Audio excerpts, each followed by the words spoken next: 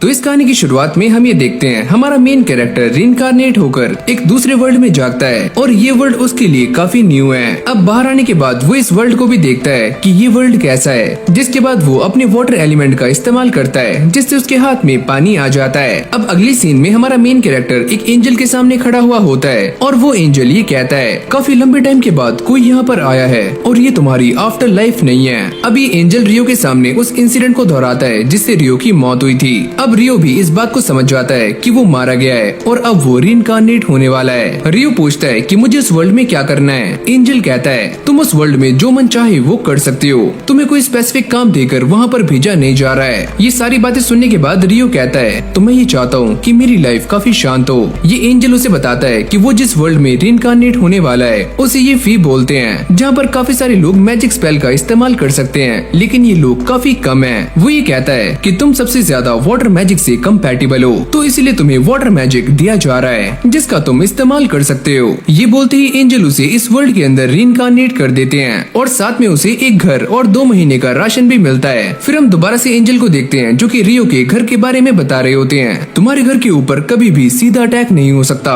और तुम ऐसा मान सकते हो कि तुम्हारे घर के ऊपर एक बैरियर लगा हुआ है। रियो को भी इस घर के अंदर एक किताब मिल जाती है जिसके अंदर काफी सारे मॉन्स्टर्स के बारे में लिखा होता है और वो ये सोचता है कि मैंने आज से पहले ऐसी लैंग्वेज कभी भी नहीं पढ़ी लेकिन फिर भी मैं इसे काफी आराम से पढ़ पा रहा हूँ। यहाँ पर उसे एक और किताब मिलती है जिससे उसे मैजिक के बारे में पता लगता है और अब वो इसे पढ़ने के बाद बाहर आ जाता है और बाहर आकर अपने वाटर एलिमेंट का इस्तेमाल कर रहा होता है। इस एलिमेंट का इस्तेमाल करने में रियो को बिल्कुल भी दिक्कतें नहीं आती, यहाँ तक कि वो स्पेल को बिना चांट किए इस एलिमेंट का यूज कर रहा होता है। लेकिन अब भी वो इस बात को लेकर काफी परेशान होता है, अगर मैं इंचांटेशन कर पाता तो ये काफी कूल होता। अंदर आने के बाद वो अपने वाटर मैजिक का इस्तेमाल करते हुए बाथटब को भर रहा होता है और वो ये सोचता है अब मैं इसे गर्म कैसे करूं, जिसके लिए वो बाहर आकर लकड़ियों को घिसना शुरू करता है लेकिन इससे भी कुछ नहीं होता और वो काफी थक जाता है। लेकिन अपने सर के ऊपर सूरज को देखकर उसके दिमाग की बत्ती जल जाती है, जिसके बाद वो अपने सामने रखे हुए पानी के ऊपर आइस मैजिक का इस्तेमाल करने की कोशिश करता है लेकिन ये पानी आइस नहीं बनता।